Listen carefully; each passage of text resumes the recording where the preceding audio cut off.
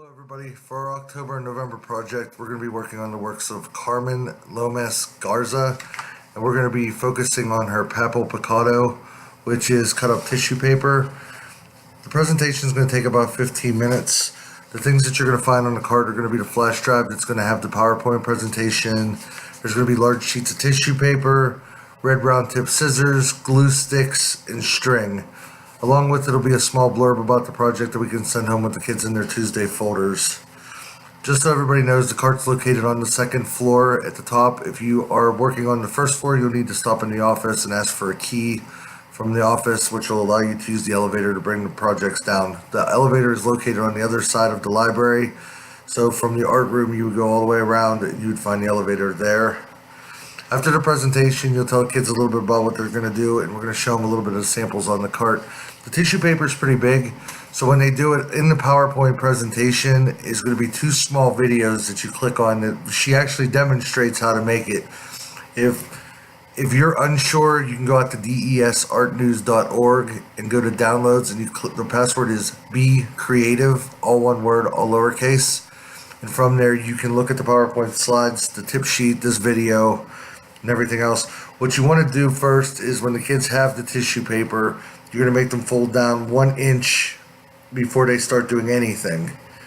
So once they have the tissue paper, they can fold down 1 inch, and this is where the string is going to run through. And when we're done with the project, I've talked to Miss Mitchell, and she's actually going to let us hang them up inside in the lobby of the school. Since they're so big, they're going to take up more of our display case. So once you have your string line, you don't put the string in yet, you just fold a piece for it. And then you create separate folds, and you'll see them in the video. I'd highly recommend watching the video if you're unsure. There's two really good videos in there. The first one demonstrates exactly what we're going to be doing, and then the second one shows her works on a larger scale.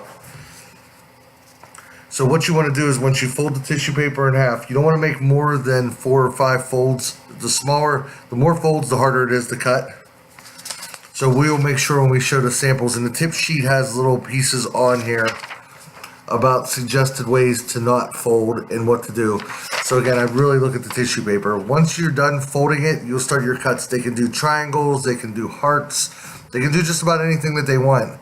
And the nice thing about it is, if they're real gentle about opening it, if they see that they have some gaps, they can go fold it back and go ahead and work around those gaps so they have the whole finished product.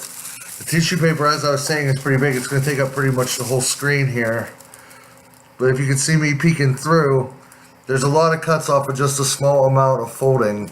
And based on the size of the paper, you can see why we're going to hang them in the halls rather than try to put them in the display case, because the display case will only take maybe 2 or 3 of them at a time.